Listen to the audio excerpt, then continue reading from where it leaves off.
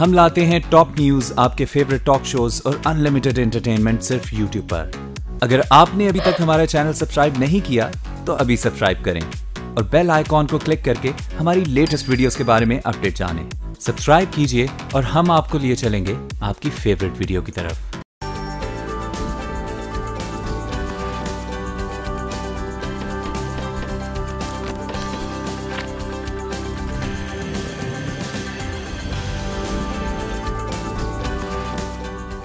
अस्सलामुअलैकुम, good morning. आज के साथ मैं हूं सबाशी और मैं हूं हाफिज मोहम्मद अवैस। तो जनाब, एक अच्छी सी सुबह का आगाज़ हो चुका है और आज हमने सोचा कि वैसे तो हम सियासी टॉपिक से अपना इंट्रो स्टार्ट करते हैं, शो का स्टार्ट करते हैं, लेकिन आज हम बात करते हैं थोड़ी सी हैप्पीनेस के बारे में कि हैप्पीनेस एक्चुअली होती क्या है और लोग कैसे जिंदगी में शामिल कर सकते हैं। और लोगों के मुख्तलिफ आइडियाज़ होते हैं, लोगों के मुख्तलिफ एटीट्यूड्स होते हैं। किसी को मूवी देख के खुशी होती है, कोई ड्रामा देख के खुश होता है, कोई अपनी फैमिली के साथ रह के खुश होता है, किसी को फ्रेंड्स के साथ बाहर जाके बड़ी खुशी होती है। लेकिन एक्चुअली बहुत सारे लोग ऐसे भी होते हैं जिनको किसी भी हाल में खुशी नहीं होती है और वो खुशी के पीछे भी कोई ना कोई सैडनेस ढूंढ लेता है। अच्छा जी, किस तरफ इशारा है आपका? नहीं, मैं नाम नहीं लेना चाहूंगा, लेकिन बहुत सारे ऐसे लोगों को जानता हूँ। आप सब भी जानते होंगे और सब आप भी जानते होंगे। हमारी इर्द गिर्द ऐसे लोग मौजूद होते हैं, हम रोजाना की बुनियाद पर ऐसे लोगों से मिलते हैं जो लोग खुश नहीं रहते, बहुत ज्यादा कंप्लेन करते हैं, लेकिन खुशी का मौका है तो आपको खुश भी रहना चाहिए। खुश भी रहना चाहिए। और कराचीइट्स के लिए सबसे बड़ी खुशी ये है कि PSL हो तो डेफिनेटली सारा का सारा कराची और इसकी आवाम भी खुश होती है। लेकिन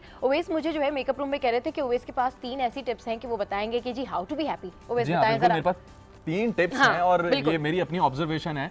कोई इससे इत्तेफाक भी कर सकता है और इख्तलाफ भी कर सकता है। किसी के काम भी आ सकती हैं, यकीनन किसी के काम जरूर आ सकती है। मेरे तो बहुत काम आई हैं। तो 3 टिप्स ये हैं। पहले टिप उसमें ये है कि आपको शुक्रगुजार होना चाहिए। यू शुड बी ग्रेटफुल कि आपके पास जो भी है जिंदगी में, आप जहां भी हैं उस पर अल्लाह ताला का शुक्र अदा करें, अपने रब का शुक्र अदा करें और देखें फिर उसके बाद आपकी जिंदगी में कितनी खुशगवार तब्दीलियां आती हैं, आपका मूड कितना अच्छा रहता है, आपकी परफॉर्मेंस कितनी अच्छी रहती है। और दूसरी जो टिप है वो ये है कि आपको अपनी फैमिली के साथ ज्यादा से ज्यादा वक्त गुजारना है।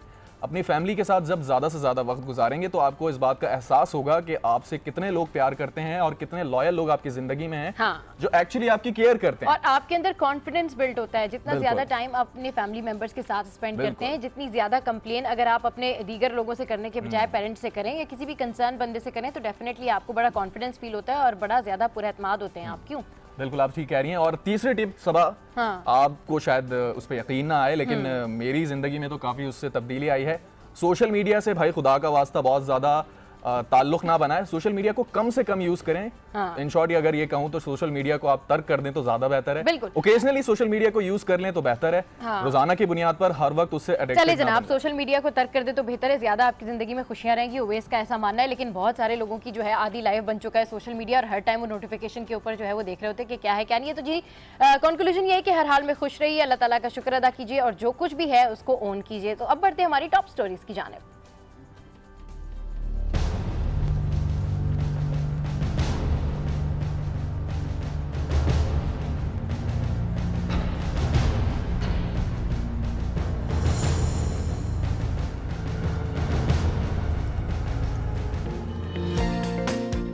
अफगान तालिबान कौमी धारे में आ जाएं। अफगान सदर ने तालिबान को सियासी जमात तस्लीम करने का ऐलान कर दिया। इलाकाई ताउन तंजीम में अमन मुज़ाकरात का मंसूबा पेश, कैदियों की रिहाई की पेशकश, जंग बंदी का मुतालबा कर दिया।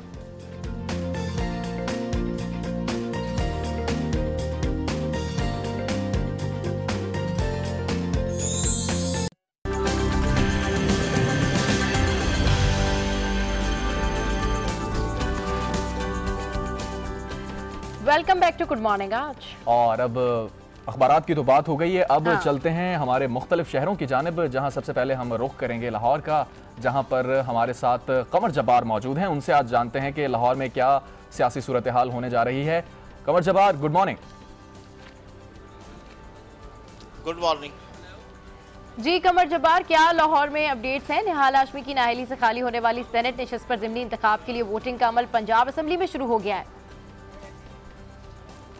जी बिल्कुल, पूरे 9 बजे पंजाब असम्बली में वोटिंग का अमल शुरू हो गया और सबसे पहला वोट सूबाई वजीर बराए ख़वातीन हकूक़ हमीदा वहीदुद्दीन ने कास्ट किया था और इस वक्त भी मुख्तलिफ अरकान असम्बली आ रहे हैं। ख़ास तौर पर 2 उम्मीदवार मैदान में हैं। मुस्लिम लीग नून के हमायत याफ्ता डॉक्टर असद अशरफ और जरका तैमूर PTI की, ये दोनों कैंडिडेट भी इस वक्त लॉबी में मौजूद हैं और जो भी अरकान असम्बली आ रहे हैं उनसे वोट की रिक्वेस्ट कर रहे हैं। हालांकि मुस्लिम लीग नून के हमायत याफ्ता उम्मीदवार की पोजीशन बहुत मजबूत है, लेकिन देखना आज ये है कि कितने जो अरकान हैं आज वो वोट कास्ट करने के लिए आते हैं। ख़ास तौर पर मुस्लिम लीग नून के 315 जो यहाँ अरकान असम्बली है उन्होंने वोट कास्ट करना है और तहरीक इंसाफ के तकरीबन 30 के करीब अरकान असम्बली हैं जो अपने नुमाइंदे के हक़ में वोट कास्ट करेंगे। पाकिस्तान पीपल्स पार्टी और मुस्लिम लीग काफ इस वोटिंग के अमल से जो है वो आउट है, उन्होंने एब्सटेन किया है, वो आज वोट कास्ट नहीं करेंगे, ना ही उन्होंने अपना कोई उम्मीदवार दिया था। इस तरीके से एक चीज़ तो आज सामने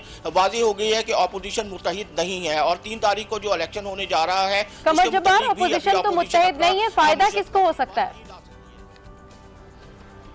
जाहिर है कि इसका फ़ायदा जो हुकूमती जमात को ही हो सकता है कि अगर वो 6 सीटें अगर मुत्तहिदा अपोजिशन अपना कैंडिडेट लेकर आती है तो सेनेट की जनरल नशिस्तों में से 7 में से 6 हुकूमती हमायत याफ्ता अरकान जीतेंगे और अगर मुश्तरका उम्मीदवार ना आया तो हो सकता है कि क्लीन स्वीप मुस्लिम लीग नून के हमायत याफ्ता उम्मीदवार कर दें। लेकिन उम्मीद यही की जा रही है कि गुफ्तगू चल रही है और PTI के जो चौधरी सरवर हैं उन्हें ही मुश्तरका उम्मीदवार नामजद कर दिया जाएगा।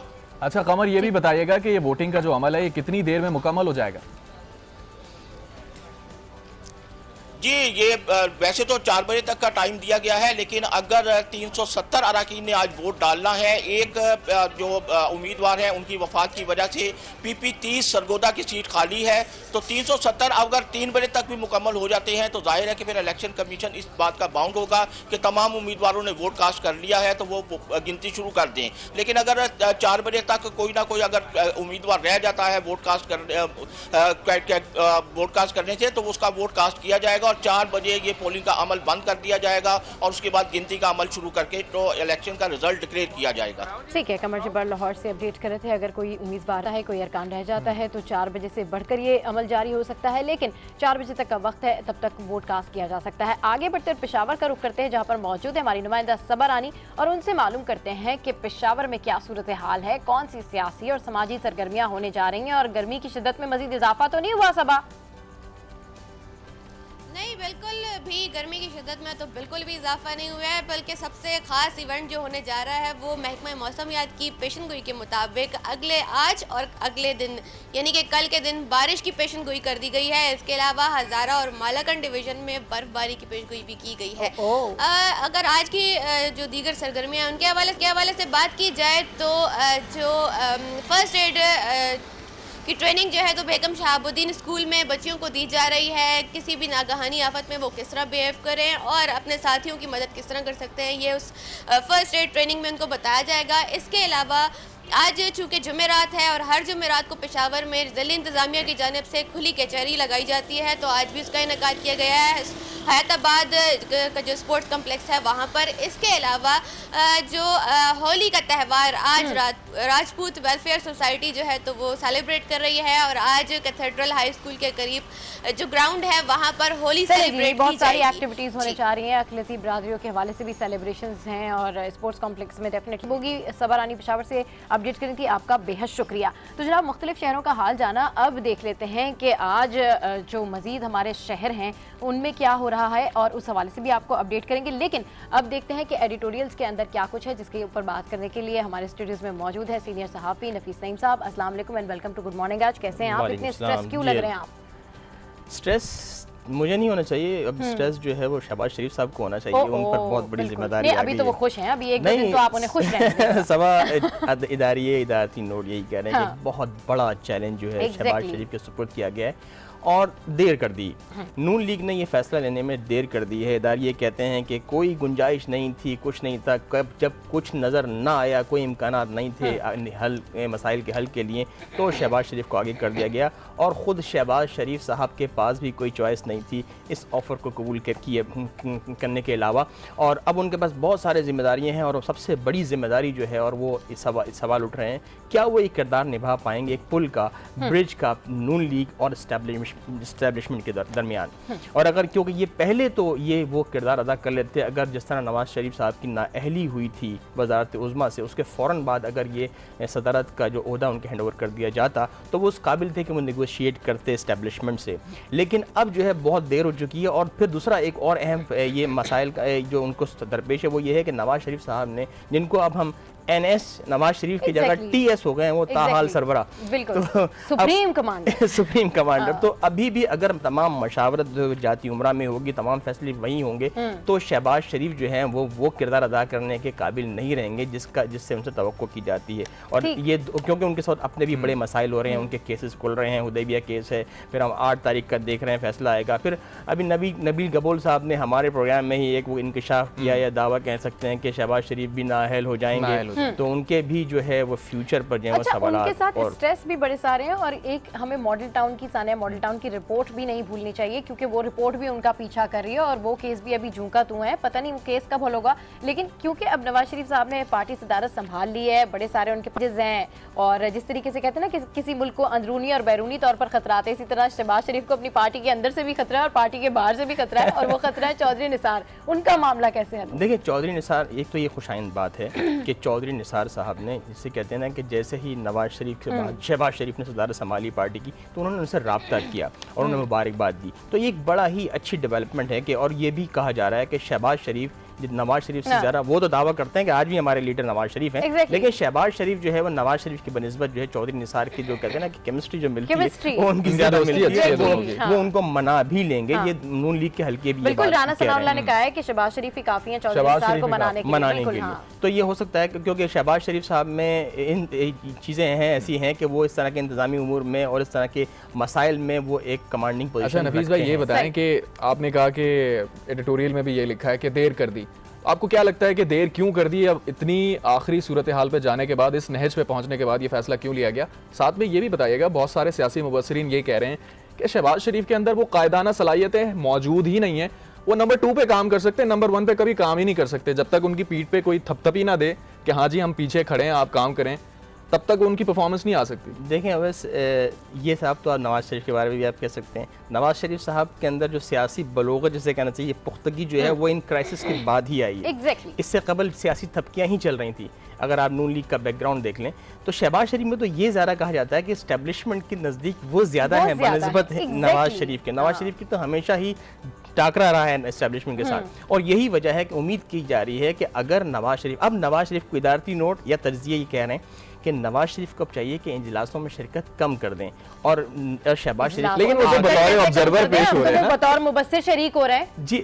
लेकिन यही तो है ना, अगर उनके अपने फैसले मुसल्लत होते रहे। और एक ये भी सवाल पैदा होता है बड़ा शहबाज शरीफ की नॉमिनेशन पर कि शहबाज शरीफ को नॉमिनेट किसने किया?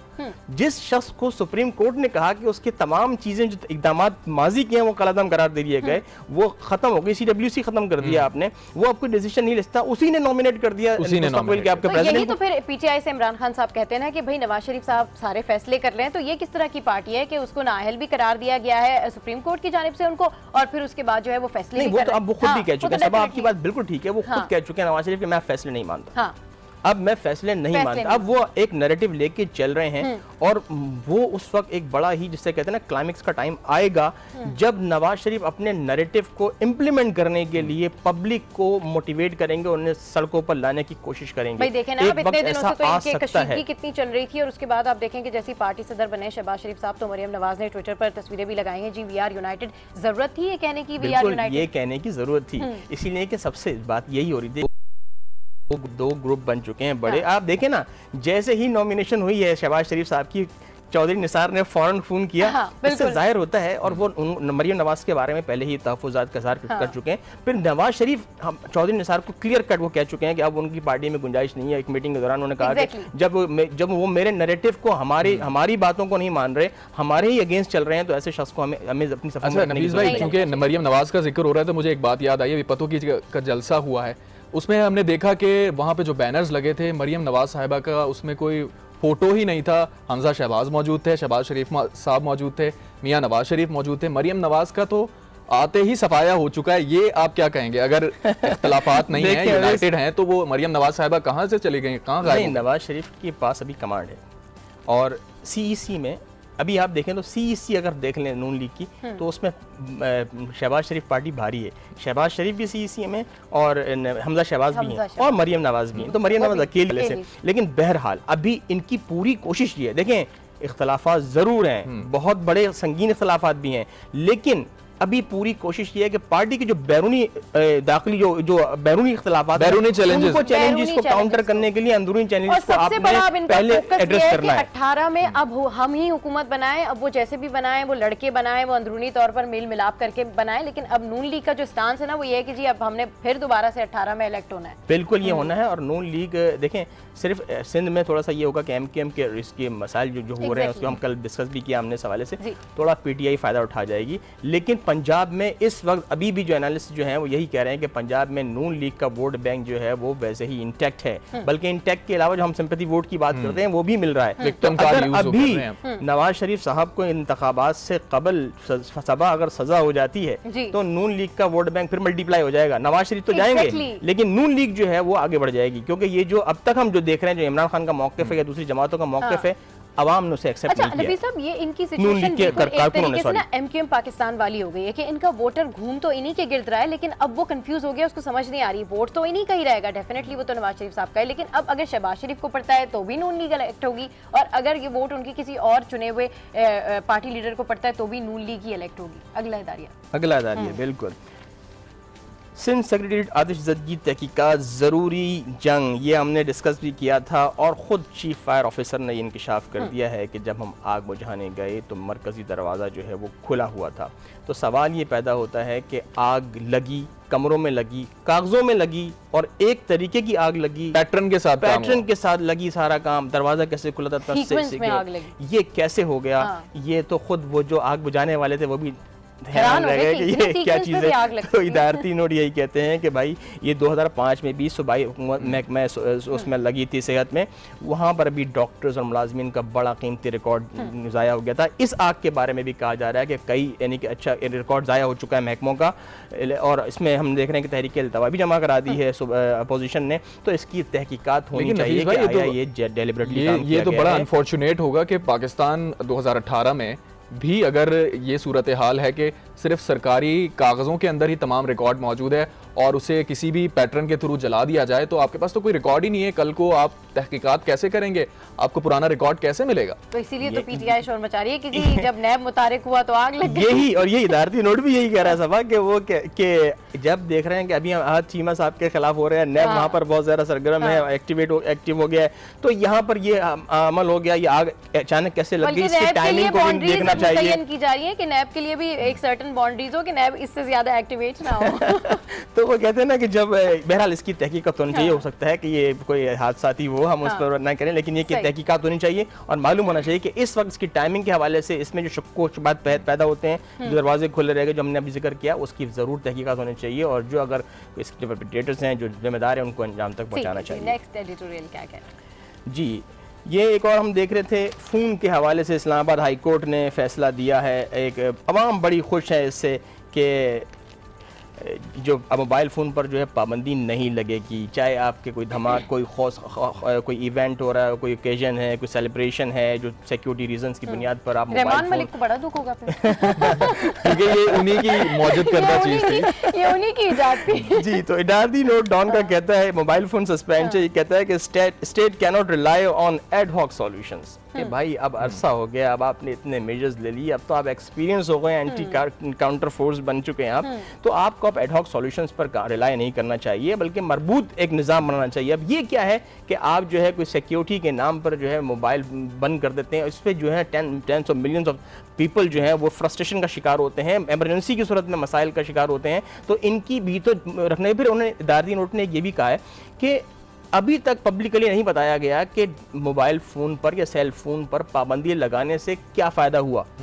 उसका यूजफुलनेस क्या थी उसकी, वो अभी तक नहीं बताया गया। तो इसकी ये एक बेहतर, ये जो हाई कोर्ट का जो हुक्म है ये उसको सराहा है कि ये अच्छी बात है कि सस्पेंशन। लेकिन रहमान मलिक साहब जब वफाकी वज़ीर दाखिला थे और उनके बाद भी कंटिन्यूटी रही इसी काम के अंदर के सर्विसेज बंद होती रही, और उसमें तासुर ये दिया गया या जवाब ये तरह, क्योंकि आईडीज जो यूज़ की जाती हैं दहशतगर्दों की जानिब से वो सेलुलर फ़ोन के थ्रू यूज़ की जाती हैं, उसे इग्नेट किया जाता है। तो अब अगर ये सर्विसेज बंद होती हैं तो हमारे पास जो सिक्योरिटी इदारे हैं या जो वजारत दाखिला, उसके पास अब क्या जवाब होगा, किस तरह से सिक्योर करेंगे आवाम को? देखें अवैस, यही इसका कहा गया ना कि अभी तक जितने भी, जब आपने मोबाइल फ़ोन सर्विस पाबंदी लगाई है और उस दौरान जो कोई ऐसा हादसा नहीं हुआ, ये इवेंट नहीं हुआ या कोई ऐसी कोशिश नहीं की गई दहशतगर्दों की जाने से जो पब्लिक की गई हो कि ये मोबाइल फोन सस्पेंशन की वजह से रोक दिया गया, ये हमला रोक दिया गया, अभी तक ऐसा नहीं हुआ। फिर ये कि दहशतगर्द जो है वो अपने आप को ट्रिगर करता है, अपने ब्लास्ट को, अपने बम को या अपनी जैकेट को। सही लिखा है कि इतना एनहांस कर दिया है अब आपने अपनी टेक्नोलॉजीज को, अपने सिक्योरिटी मेजर्स ले लिए हैं बहुत ज्यादा, आपने जो है वो टेररिज्म को कंट्रोल करने के लिए इकदाम किए हैं, तो मेरे ख्याल में अब शहरियों को इससे थोड़ा सा जो है वो रिलीफ मिल जाना चाहिए। बिल्कुल। तो मैं एक इसमें छोटी सी बात ऐड कर दूं सबा के, देखें अभी कल का वाकया है जो क्वेटा में धमाका हुआ है, वो दहशतगर्द पेनिट्रेट करके गया, चौकी के अंदर घुस के उसने आपको धमाका किया। तो ये सिक्योरिटी बहुत ज्यादा ब्रीच है, इसको कवर करने की जरूरत है। क्यों फैली हुई है? वो पेनिट्रेशन इसलिए फैली हुई है क्योंकि पेट्रोल जो प्राइसेस हैं वो बहुत ज्यादा हाई हो गए, और इसके हवाले से आपको दिखाते हैं ये पैकेज जो कि सबा रानी ने तैयार किया है। जी बिल्कुल, बढ़ती हुई महंगाई जहां शहरियों के मयार ज़िंदगी को पस्त करने की अहम वजह बनती है, वहीं पेट्रोल की बढ़ती कीमतें जो है वो शहरियों की ज़िंदगी पे बराह रास्त असरअंदाज होती हैं। तो कुछ शहरी हमारे साथ मौजूद हैं और पेट्रोल की कीमतों में जैसे कि इजाफा कर दिया गया है, तो शहरी क्या कहेंगे इस हवाले से, उनसे बात करेंगे कि गुज़िश्ता 2 माह से पिछले माह भी पेट्रोल की कीमत बढ़ाई गई और इस माह भी जो है इजाफा कर दिया गया, क्या कहना चाहेंगे? पेट्रोल इस तरीके से बढ़ता चला जाएगा तो फिर हम लोग क्या करेंगे, कहाँ जाएंगे? ऑफिसों पे भी प्रॉपर नहीं ड्यूटीज कर पाएंगे, फिर वहाँ से हमें पनिशमेंट होता है कि भाई प्रॉपर क्यों नहीं आते। अब बात यह कस्म पुरसी की ज़िंदगी है, अब उसमें क्या किया जाए आप बताएं। हम तो यही कह सकते हैं कि गुजारिशात ही कर सकते हैं। बिल्कुल, कलील तनख्वाहों पर काम करने वाले मुलाजमीन हैं और खासे नाला नज़र आ रहे हैं शहरी। कुछ और शहरी भी हमारे साथ मौजूद है, उनसे बात करेंगे, वो क्या कहना चाहेंगे। ये जो 2 महीने के अंदर तकरीबन 15 से 20 रुपए पेट्रोल की कीमत बढ़ा दी गई है। ये पढ़ने वाले, ये जो मोटरसाइकिल वगैरह, ये स्टूडेंट और छोटे लोगों की सवारी है, इस पेट्रोल की कीमत बढ़ जाने से स्टूडेंट्स को भी बड़ी परेशानी हुई है, उनके आने जाने के अखराजात में इजाफा हो गया है, वालिदैन पर एक मज़ीद बोझ है, और जो गवर्नमेंट मुलाजमीन है उनकी तनख्वाह में भी इजाफा नहीं हो रहा। महंगाई को कम करना चाहिए हुकूमत को। बहुत शुक्रिया आपका। बहुत खासे शहरी जो है वो बरहमी का इज़हार करते नजर आ रहे हैं और गुजारिशात भी करते नजर आ रहे हैं। उनका यही कहना है कि पेट्रोल की कीमतों में इजाफे के साथ साथ जो वालिदैन हैं, ना सिर्फ नौकरी पेशा अफराद बल्कि जो स्टूडेंट्स हैं उनके ऊपर भी खासा असरअंदाज होती है, ये पेट्रोल की कीमतें बढ़ा दी जाती हैं। तो उनका यही कहना है शहरियों का कि जो गुजारिशात करते नज़र आ रहे हैं कि पेट्रोल की कीमतों में जो है वो गाय बगाए इजाफा किया जा रहा है, उसमें जो है वो कमी लाई जाए ताकि शहरी जो है उनको रिलीफ मुहैया हो सके।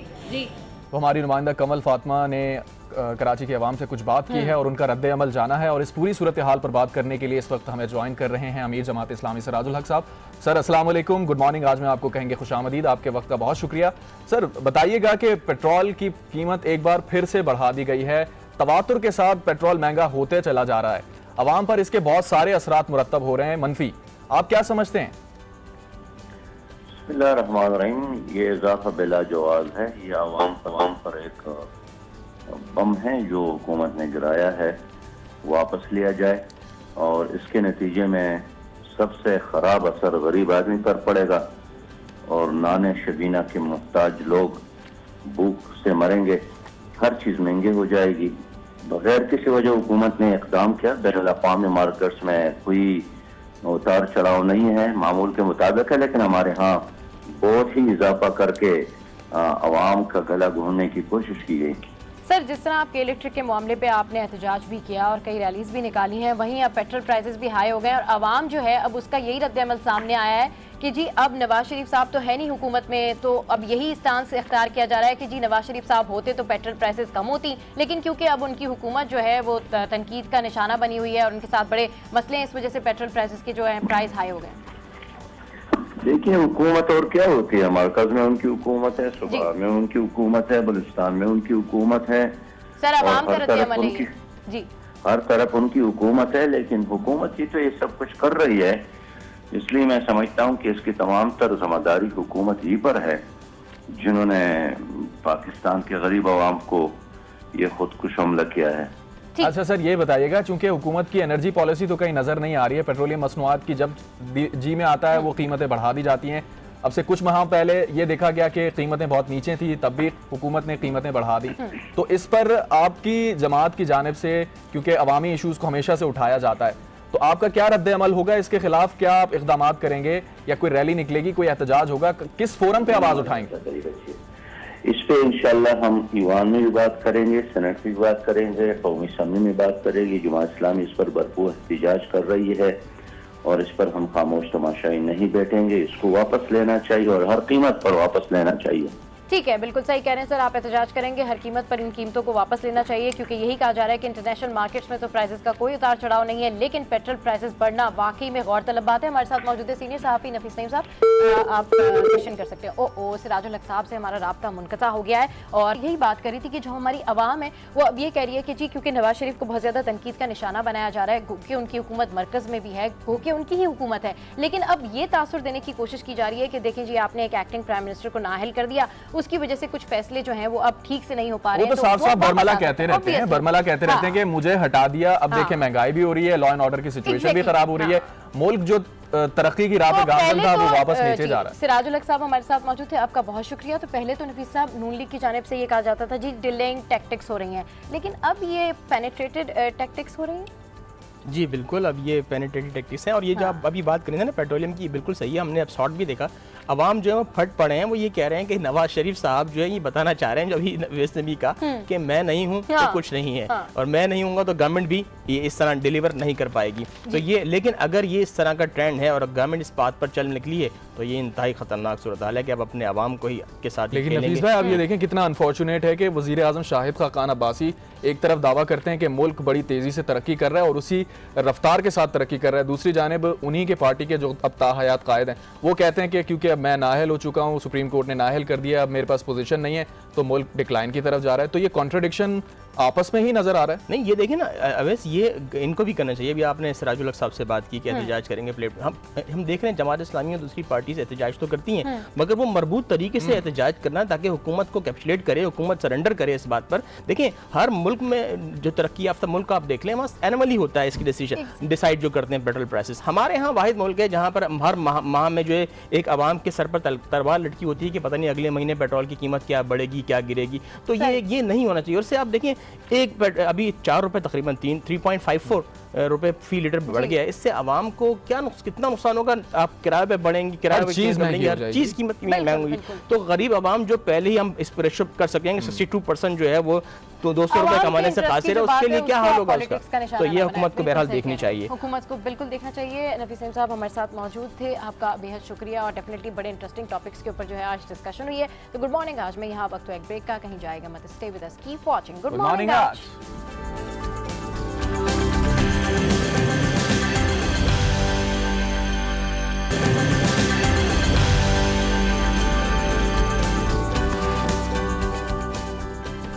Welcome back to good morning आज। अफगान हुकूमत ने तालिबान को सियासी जमात तस्लीम करने का ऐलान कर दिया है। अफगान सदर अशरफ गनी ने अमन मुज़ाकरात का मंसूबा पेश करते हुए कहा है कि अब फैसला तालिबान के हाथों में है, वो इसे कबूल करें और मुल्क में इस्तेहकाम लेकर आएं।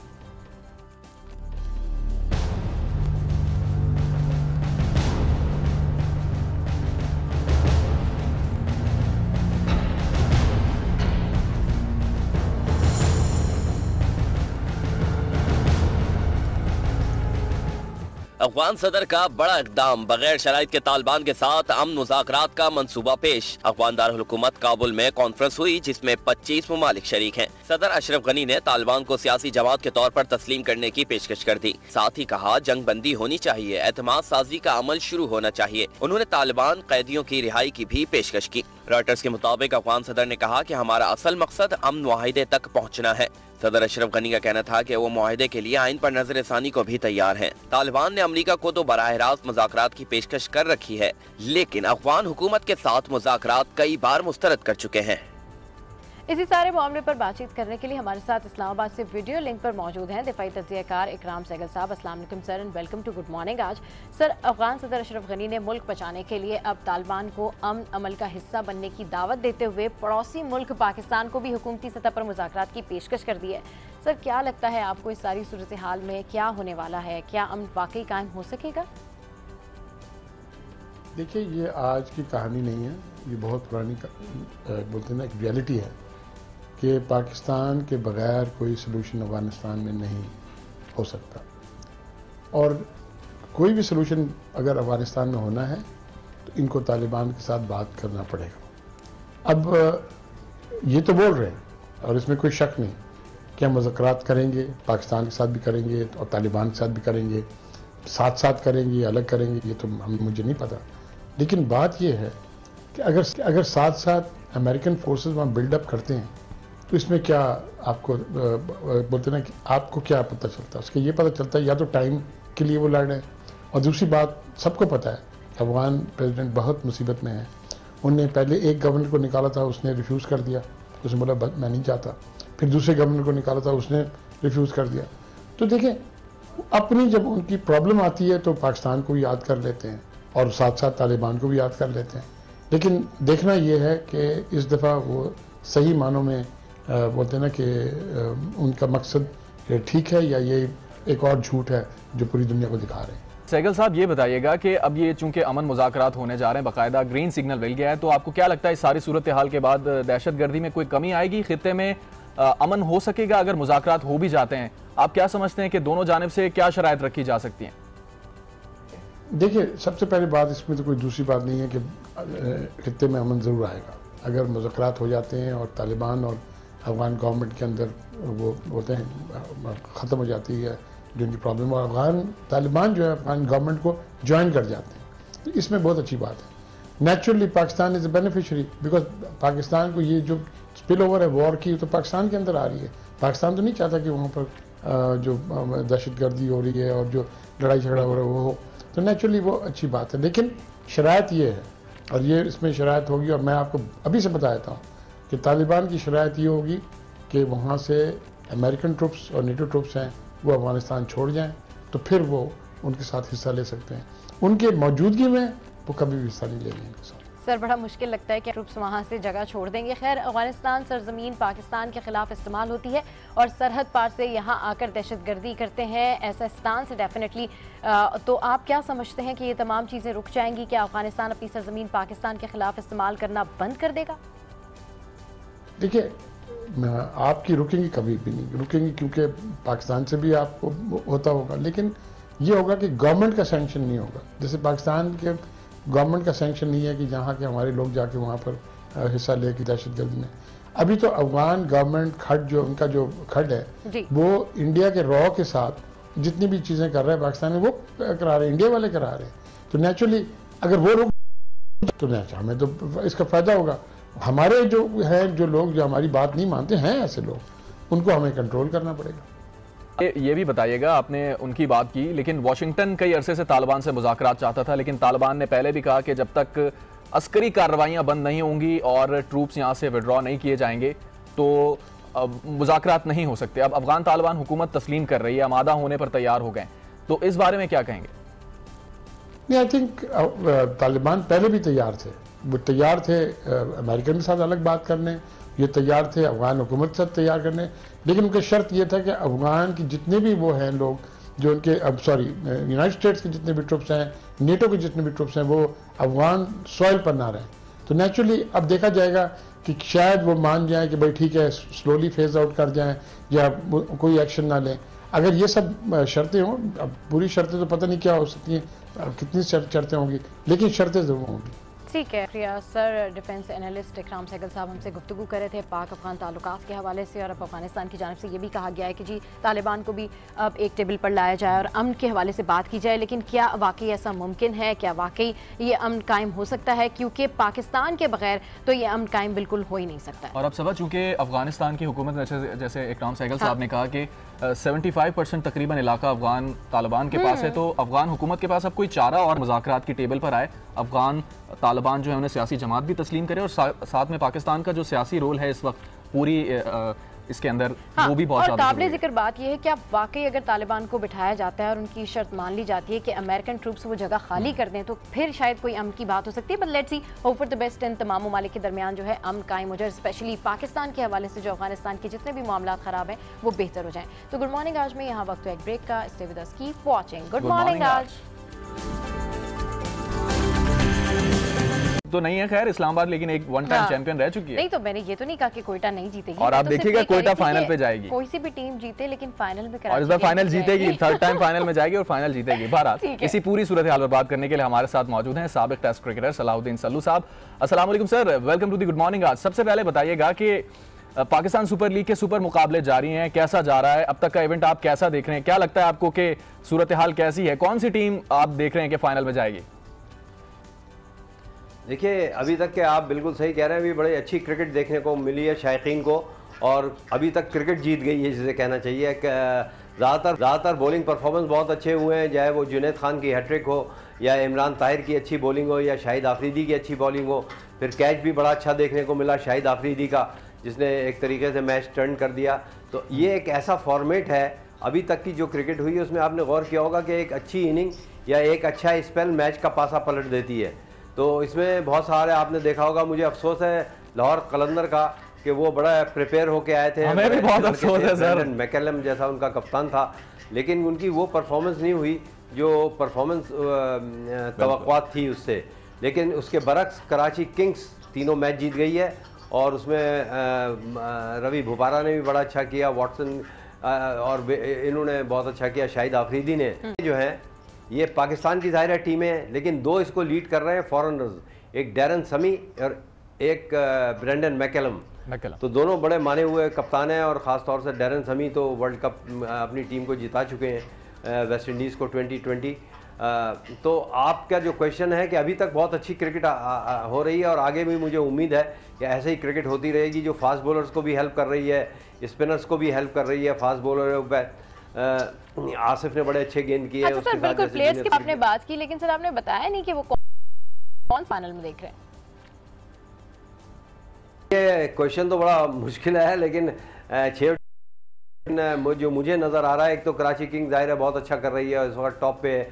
दूसरा जो नई टीम आई है मुल्तान सुल्तान, जिसके कोच और मेंटोर एक तरीके से वसीम अकरम है, जिनसे बड़ा बॉलर पैदा नहीं हुआ पाकिस्तान में। बहुत सारे प्लेयर्स आए फास्ट बॉलर्स में, चाहे वो इमरान खान हो, चाहे वक़ार यूनुस हो, चाहे शुएब मलिक हो, लेकिन शुएब अख्तर हो, लेकिन इनकी बात अलग थी, इनको स्विंग भी खेलना पड़ती थी। और तो आपका जो क्वेश्चन है, मुझे यही टीमें नज़र आ रही हैं। और फिर एक कोयटा ग्लैडिएटर्स जो 2 दफ़ा फाइनलिस्ट हो चुके हैं, उनमें एक ख़ास बात यह है कि वो जब हारते हैं तो वो जेल हो जाते हैं, वो एक टीम बन जाती है, और उसमें ज़्यादातर टीम खिलाड़ी जो हैं वो एक लोकल क्लब के हैं, जो उमर एसोसिएट्स है, और जो कोच हैं वो भी बड़े ज़बरदस्त हैं, और जो उनका मेंटोर है कोयटा ग्लैडिएटर का, उसका मैं बड़ा फ़ैन हूँ, सर विवियन रिचर्ड। तो तीसरी टीम ये है मेरी नज़र में जो आगे आ सकती है। अच्छा सल्लू भाई, आपने क्योंकि लाहौर का जिक्र किया, तो बताइएगा कि लाहौर अब तक बिल्कुल परफॉर्मेंस आ रही है, वजह क्या समझ रहे हैं? लगातार 3 में आपको क्या लग रहा है, किस वजह से ये हार पा रहे हैं?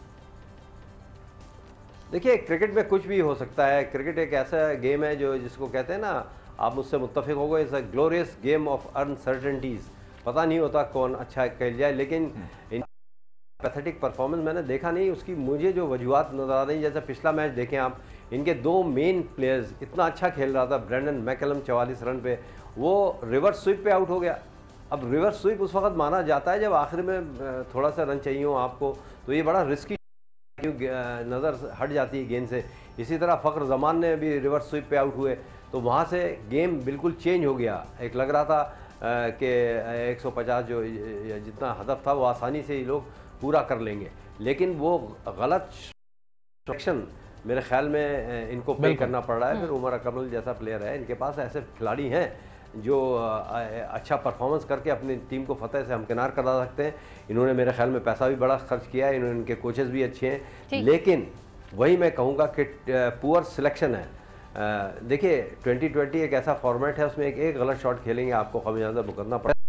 टेस्ट क्रिकेट एक ऐसा फॉर्मेट है जिसमें 3 हिकमत अमली होती हैं, सेशन बाई सेशन चलता है, ODI है, 2 हिकमत अमली, एक अगर हिकमत अमली पे अमल किया आपने और वो फेल हो गई तो दूसरी जाती है। लेकिन ये 2020 का फॉर्मेट है, इसमें खाली आप बैटिंग ऑर्डर चेंज कर सकते हैं, जो मैंने वजूहात बनाई मेरे ख्याल में बिल्कुल ठीक कह रहे हैं सर। कल लोग यही बात कर रहे हैं कि आप बैटिंग ऑर्डर चेंज कर सकते हैं क्योंकि T20 का फॉर्मेट है, डेफिनेटली आप इसमें बहुत सारे चेंजेस नहीं कर सकते, टीम के लिए भी डेंजरस होता है। सर अभी हाल ही में आपने कराची स्टेडियम का दौरा भी किया है, पूरे स्टेडियम का जायजा भी लिया था, फाइनल कराची में होने वाला है, सारी तैयारियां फाइनल की, तकरीबन कितना क्राउड जमा हो सकता है इस स्टेडियम में, क्योंकि कराची वाले तो बेताब है फाइनल देखने के लिए और हम लोग यही सोच रहे हैं कि जी कितने लोग जाएंगे उस स्टेडियम में देखने, क्योंकि सब तो नहीं जा सकते ना। एग्जैक्टली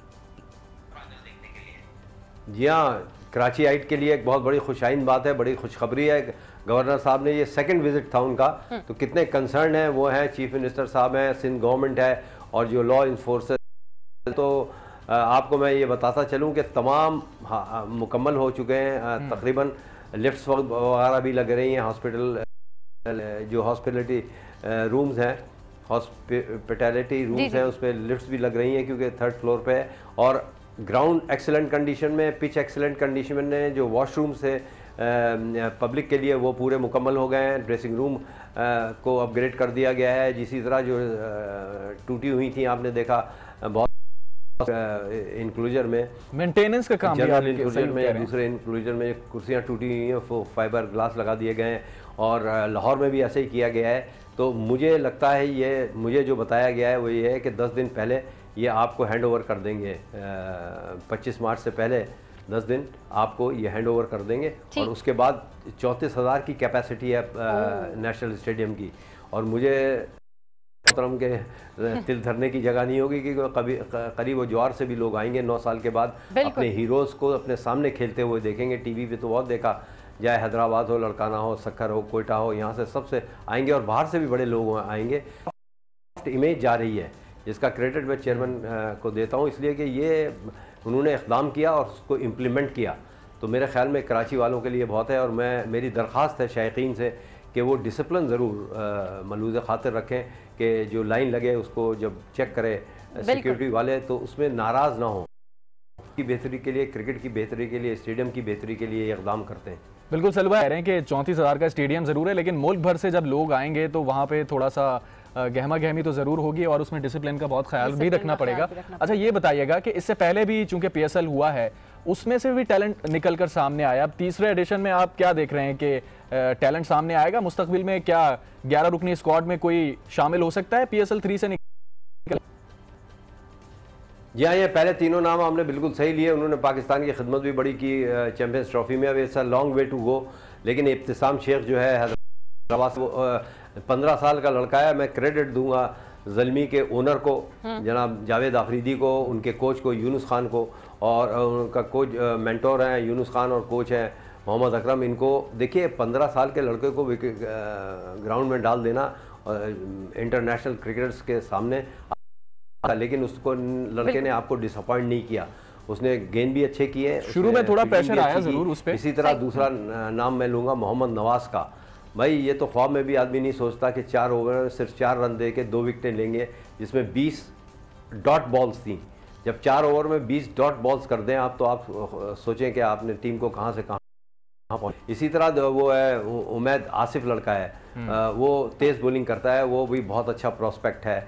और जो हमारे खेल रहे हैं रुमान रईस वगैरह ने बड़ी अच्छी गेंद की है, लेकिन इस मरतबा में ये 3 लड़के मैं देख रहा हूँ जो कि बहुत अच्छे जा रहे हैं। और एक लड़का और है Suhail Akhtar, he is a very good batsman. वो लंबे स्कोर तो नहीं कर रहा, लेकिन यकीन है मुझे कि उसको चांस दिया गया अगर मुतवातिर, तो ये टीम में शमूलियत इख्तियार कर लेंगे कौमी टीम में।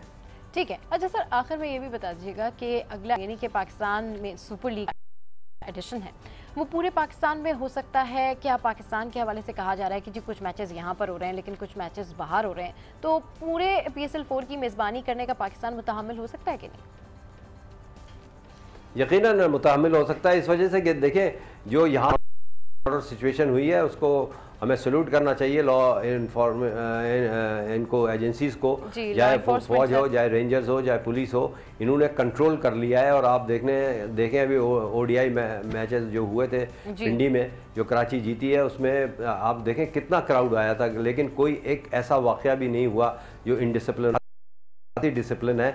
और जो आपका क्वेश्चन है, मुझे कभी उम्मीद है कि नेक्स्ट ईयर तमाम PSL के जितने भी मैचेस हैं वो पाकिस्तान में मुनक़द होंगे, चाहे वो लाहौर कराची में हो रहे होंगे, पेशावर में होंगे, कोयटा में होंगे, तमाम स्टेडियम्स हैं, उनको सिर्फ अपग्रेड करने की थोड़ी करना पड़ेगा, जो कि बोर्ड कर लेगा।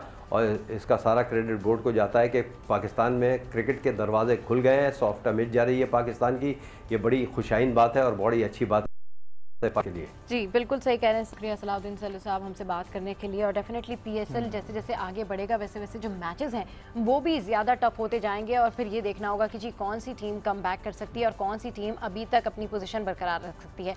तो PSL के हवाले से हमने बहुत सारी डिस्कशन की है। फिलहाल गुड मॉर्निंग आज में वक्त तो एक ब्रेक का, stay with us, keep watching. Good morning आज।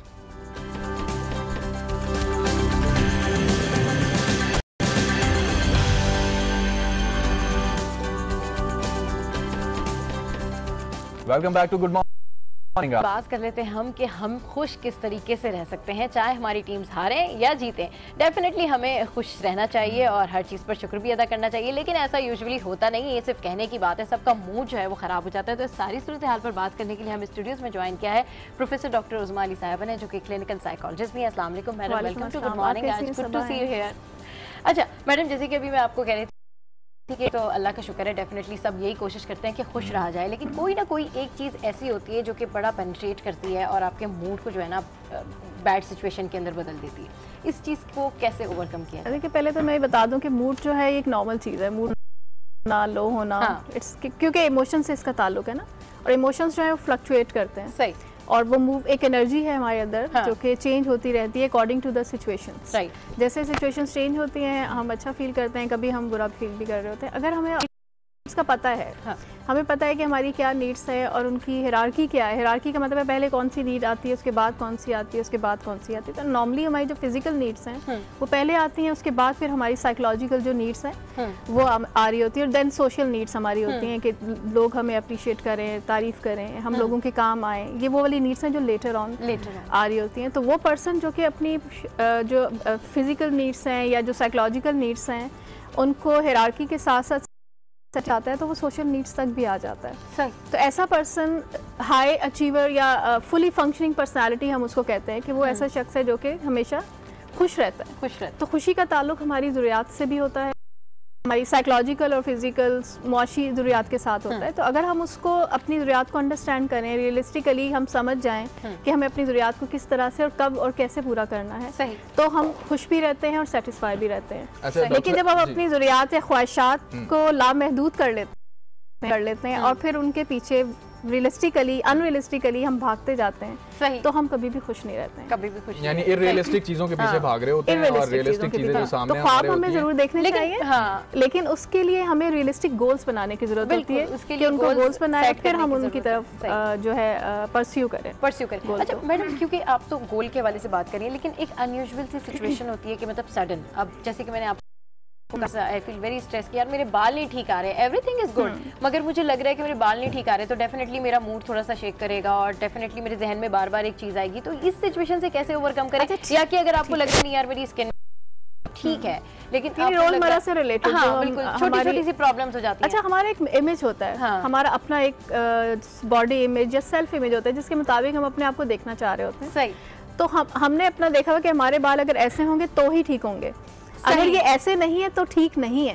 यहाँ पे हमें अपनी सोच को थोड़ा मॉडिफाई करना होता है कि अगर मैं बनाऊँ तो भी मैं अच्छी लग रही हूँ, अगर मैं इनको टाई कर लूँ मैं तो भी अच्छी लग रही हूँ। तो ये ताल्लुक मेरी थिंकिंग के साथ है। बहुत सारे लोग ये होता है कि अगर वो हेल्दी खा रहे हैं, मतलब ज्यादा खा रहे हैं तो भी वो खुश नहीं है, अगर वो डाइटिंग कर रहे हैं तो भी वो खुश नहीं है कि जी हम तो डाइटिंग कर रहे हैं, मतलब स्ट्रेस है, हर सूरत में स्ट्रेस है। यानी वेट कम हो गया तो तब भी स्ट्रेस जो है वो अनहैप्पीनेस, एंजाइटी, डिप्रेशन को डील कर रहा होता है। और ये हम ये एक्सेप्ट कर लेते हैं कि स्ट्रेस जो है वो डेली लाइफ में होगा। अगर स्ट्रेस नहीं होगा तो मैं उस काम करने के लिए मोटिवेट नहीं होंगी ना। सही। स्ट्रेस होगा तो मुझे थोड़ा सा मोटिवेट करेगा, मैं उस चीज़ के लिए तैयारी करूंगी, कोशिश करूंगी और फिर मैं वो काम कर लूंगी। अगर मुझे स्ट्रेस ही नहीं होगा बैठी रहूंगी मैं कुछ stress is a motivational factor also. Stress जो है एक हद तक जो है हमें मोटिवेट करता है, हमें काम की तरफ पुश करता है, लेकिन अगर बहुत ज्यादा स्ट्रेस हो जाए, इरेशनल हो जाए।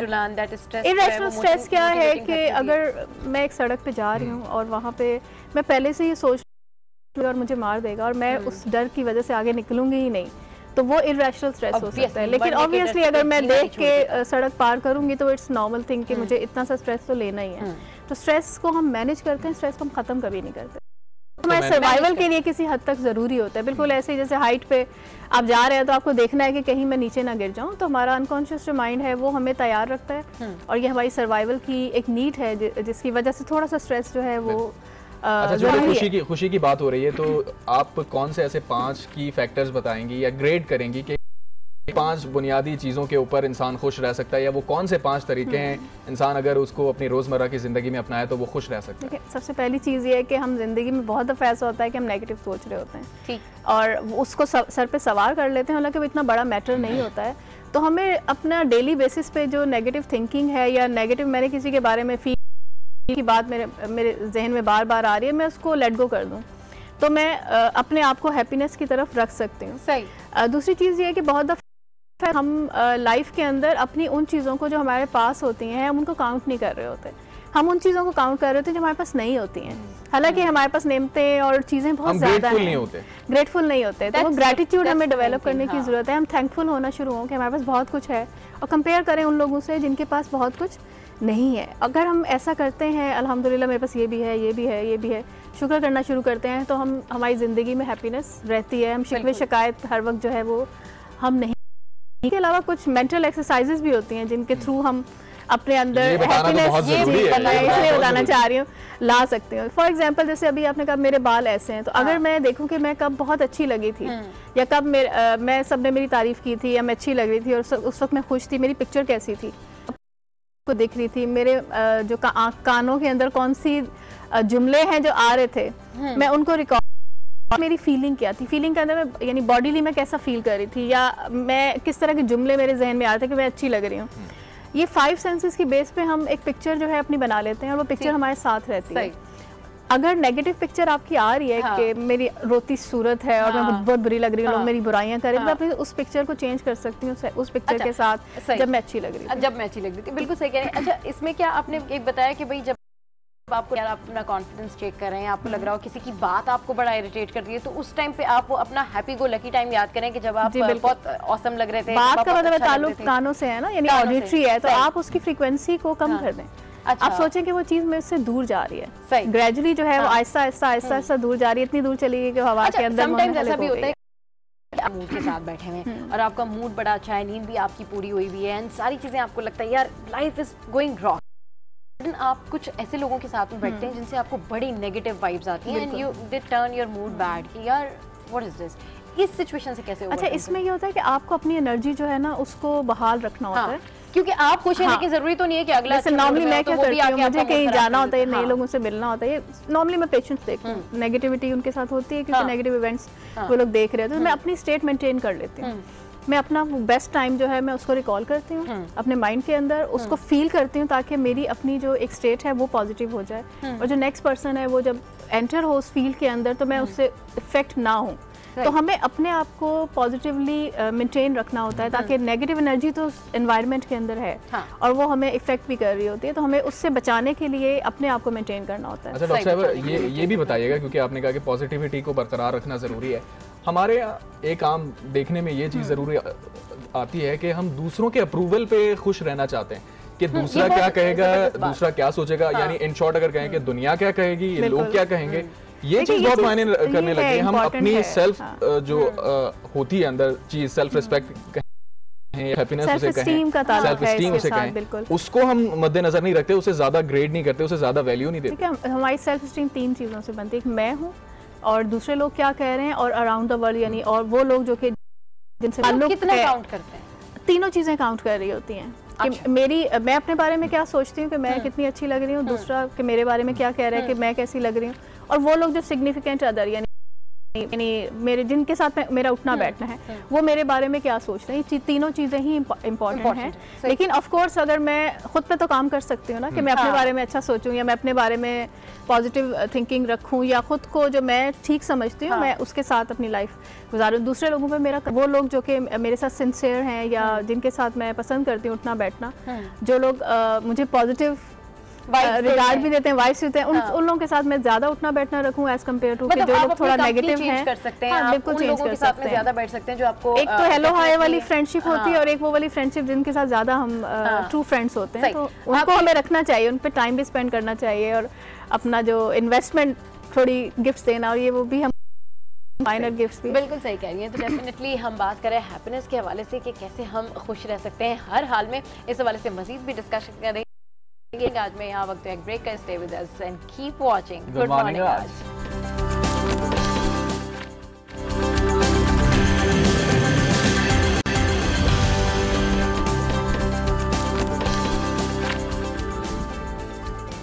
प्रोग्राम में आपको एक बार फिर कहेंगे खुशामदीद। तो जनाब, खुशियों की बातें हो रही हैं और खुशियों को मुस्तकिल बुनियादों पर कैसे कायम रखा जा सकता है, ये हम टिप्स ले रहे हैं डॉक्टर साहिबा से। डॉक्टर उज़मा जो है वो हमारे साथ मौजूद है।